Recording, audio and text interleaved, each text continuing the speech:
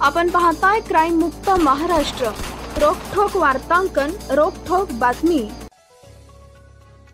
पुणे शहरातील कोंडवा परिसरात एक धक्कादायक घटना घडली आहे। लग्नाचं वचन देऊन एका विवाहित तरुणानं 32 वर्षीय तरुणीवर लैंगिक अत्याचार केला। इतकंच नाही तर तरुणी गर्भवती राहिल्यानंतर तिचा गर्भपातही केला।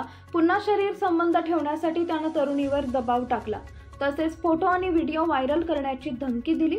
या प्रकरणी पीडित तरुणीच्या तक्रारीनुसार पोलिसांनी आरोपी विरोधात गुन्हा दाखल केलाय।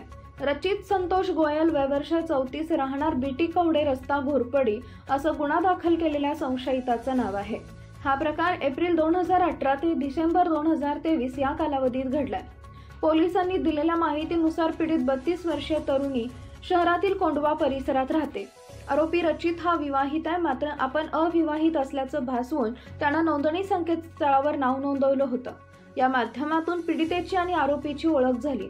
ओळखीनंतर दोघांचंही रूपांतर प्रेमात झालं। आरोपीनं गैरफायदा घेऊन पीडितेला लग्नाचं वचन दिलं, त्यानंतर तिच्यासोबत वारंवार शारीरिक संबंध प्रस्थापित केले। या दरम्यान पीडिता गर्भवती राहिली तेव्हा आरोपीनं तिच्यावर दबाव आणून गर्भपात घडवून आणला। इतक्यावरच न थांबता आरोपीनं पुन्हा पीडितेसोबत शारीरिक संबंध ठेवले। लग्नाची गळ घालूनही नकार मिळत असल्याने पीडितेनं आरोपीसोबतचे संबंध तोडण्याचा निर्णय घेतला। तेव्हा आरोपीनं तुझे फोटो आणि व्हिडिओ माझ्याकडे असून ते सोशल मीडियावर व्हायरल करेन अशी धमकी पीडितेला दिली। दिवसेंदिवस आरोपीचं कृत्य वाढत असल्याने पीडितेनं पोलिसात धाव घेतली।